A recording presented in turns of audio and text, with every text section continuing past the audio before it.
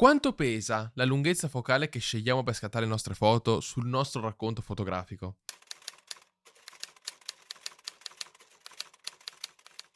Bentornati su Solo Production. Oggi risponderemo a questa domanda, o almeno ci proveremo. Ma prima, mi raccomando, metti like a questo video e iscriviti al canale per supportarmi in questo percorso. La lunghezza focale, secondo me, è un elemento fondamentale. Anzi, è ovvio che sia un elemento fondamentale. Però è chiaro che bisogna cercare di capire qual è il senso delle parole grandangolo, standard e tele. Secondo me questa è la cosa più importante. Poi è chiaro che ci sono tutti i vari sottocategorie, no? Quindi c'è il fisheye, c'è il super grandangolo, c'è il super tele, tutta la nostra compagnia cantante. Però al fine di questo video noi cerchiamo di capire il concetto macroscopico delle varie lunghezze focali e del perché usare l'una piuttosto dell'altra. Incominciamo quindi subito con il video. La cosa molto importante da notare è che noi abbiamo tre categorie di lenti: grandangoli, obiettivi standard, quindi 50 mm, e infine gli obiettivi tele, cioè quindi che sono quelli che vanno a fare l'effetto zoom. E poi, oltre a questa suddivisione, possiamo dividere le nostre amatissime lenti in due categorie: lenti prime e zoom. Iniziamo a parlare quindi della lunghezza focale. Allora, la lunghezza focale va sostanzialmente da 1 millimetro potenzialmente a infinito, e tanto più questo numero è piccolo, tanto più vorrà dire che la nostra lente ha un angolo di campo ampio. Tanto più invece questo numero è grande, tanto più il nostro angolo di campo sarà stretto. Tradotto, con un angolo di campo largo, per esempio, riusciamo a fare molto bene fotografie di interni, di paesaggistica, quando vogliamo riprendere una scena molto ampia, anche in spazi molto stretti. Invece il teleobiettivo è una tipologia di lente che sostanzialmente viene utilizzata per avvicinare un soggetto. Per esempio, quando vediamo le foto degli uccellini, degli animali, oppure vediamo magari quelle montagne solitarie, no? Riprese singolarmente, molto spesso, anzi sono sempre fatte con un teleobiettivo. Ora, cos'è che cambia con la lunghezza focale? Cambia tutto, ovviamente. Cambia completamente il racconto fotografico. Questo perché è chiaro che tanto più noi andremo verso il grandangolo, tanto più racconteremo dove avviene una scena. Tanto più invece andremo verso l'obiettivo standard, quindi intorno tra i 40, i 50, 60 mm, cioè che poi in realtà, diciamocelo, i 50 mm è il riferimento. Ora ho dato un range giusto per dare un pochino più di contorno, ma in realtà è il 50 mm la lente per eccellenza che fa questa cosa. Andremo a raccontare invece il soggetto che fa l'azione, a mio modo di vedere. E infine, oltre i 70 mm, quindi andando nel tele, andiamo a raccontare il soggetto, oppure andiamo a raccontare la gestualità dell'azione. Questo perché è chiaro che quando noi usiamo un grandangolo andiamo ad incorporare nella scena un'enorme quantità di dati. Quindi noi andiamo a raffigurare, ad esempio, un soggetto come questo, ora vi metterò una foto che ho fatto, all'interno di un grande contesto. Invece se noi andiamo a raccontare una singola azione col 50 mm, la foto avrà un aspetto di questo tipo, con invece un 70 o più millimetri avrà quest'altro ancora tipo di effetto sulla nostra visione.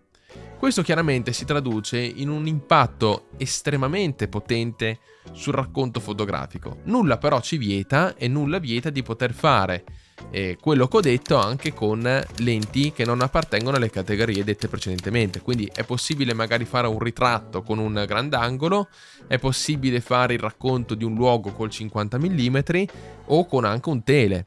Però è chiaro che bisogna partire col concetto che molto spesso quindi queste tre tipologie di lunghezze focali raccontano il soggetto in tre contesti diversi: luogo per il teleobiettivo, azione per il 50 e soggetto stesso o gestualità di ciò che sta facendo 70 e più millimetri.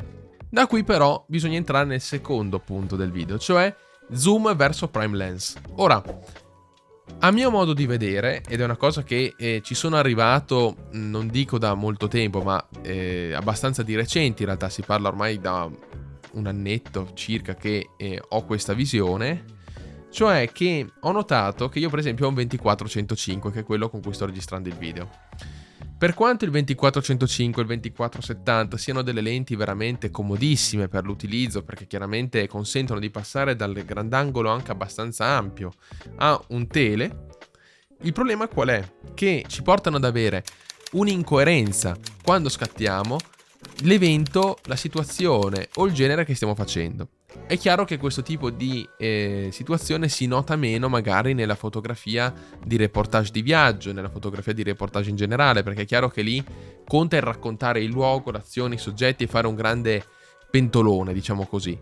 Invece, quando si va su generi specifici, come può essere magari il ritratto, come può essere la fotografia di evento, come può essere dove c'è praticamente un racconto che viene visto dagli occhi del fotografo, chiaramente dove c'è una visione di quel tipo di soggetti e una visione di quel tipo di evento da parte del fotografo ben specifica e delineata, il rischio di una lente zoom è quello di farci perdere la coerenza visiva delle immagini. Perché se io faccio una foto col 24, 50 e 70, è chiaro che avrò 3 racconti diversi e sommando tutte le foto che faccio magari all'interno di una mia uscita, alla fine avrò un racconto che risulta essere disomogeneo, risulterà essere poco coerente, cosa che invece viene completamente abbattuta col discorso delle prime lens. È chiaro che per esempio alcuni fotografi, anche quelli di reportage, di viaggio eccetera eccetera, spesso cercano di, se usano lenti zoom, di stare attenti a riutilizzare sempre le stesse lunghezze focali che usano solitamente, oppure cercano di raccontare dei soggetti ben specifici o creare delle foto con un look ben specifico, a prescindere dalla lunghezza focale. Quindi è chiaro che si può aggirare il problema della lunghezza focale, tra molte virgolette, e della disomogeneità, correlato alla disomogeneità visiva delle immagini, stando ben attenti a ciò che stiamo fotografando. Però il rischio chiaramente di una lente zoom è quello che ci porta a dire ok, posso fotografare tutto, posso fare tutto. Non c'è nulla di più sbagliato. Intanto perché ci porta ad avere l'arroganza di pensare di poter fare tutti i generi fotografici, tutte le foto che vogliamo e pensare di farle tutte bene. E in secondo luogo ci porterà a fare tutto e male. Invece secondo me è molto meglio specializzarsi, è molto meglio cercare di costruire un proprio look fotografico e cercare di avere una propria visione della propria fotografia, a prescindere che questa sia magari più o meno bella di altre fotografie che hai visto in giro. Questo perché è chiaro che devi capire qual è il tuo soggetto e se tu hai una lente zoom che ti permette di fare tutto non lo capirai mai. Questo non vuol dire che se vai a fare un viaggio devi per forza portarti il 50, il 28 e il 75, ok?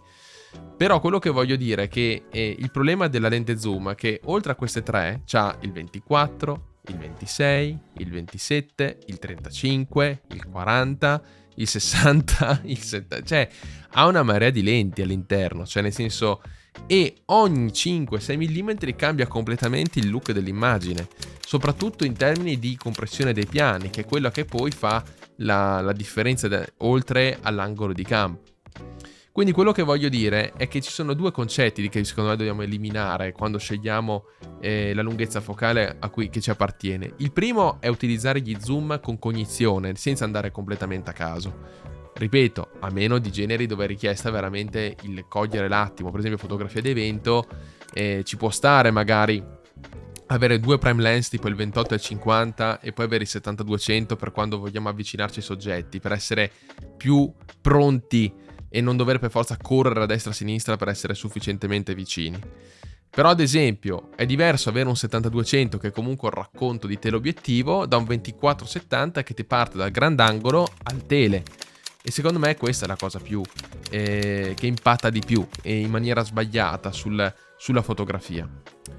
Cosa poi importante secondo me ulteriormente da sottolineare, e questa ci tengo a dire, è che bisognerebbe imparare quando si sceglie il proprio racconto, il proprio soggetto eccetera eccetera, bisognerebbe obbligarsi a uscire con l'indispensabile. Io stesso ammetto che ho uno zaino da 24 litri che a volte tendo a riempire, strariempire di tutto di più, ci metto dentro il flash, ci metto dentro il 28, ci metto dentro il 50, ci metto dentro il 70-200, ci metto dentro la luce LED, il treppiede, ci metto dentro di tutto di più, che poi alla fine io mi rendo conto che quello che uso di più io è il 50, il flash e il 70-200, basta. E ripeto, il 70-200 è una tipologia di lente che è vero che cambia comunque il racconto fotografico, perché puoi fare la foto all'azione che sta avvenendo o alla gestualità che sta avvenendo tra i due soggetti, d'accordo? Su questo non c'è dubbio. Però allo stesso tempo, se uno ha in mente che cosa vuole fotografare, il look che si ottiene è un look sempre di immersività. Non è come dire passare da 24 a 70 mm, dove si passa da un grandangolo dispersivo a un tele molto immersivo, che chiaramente cambia completamente la visione dell'immagine. Detto questo, spero che questa riflessione ti sia piaciuta e fammi saperla tu nei commenti. Ciao e grazie.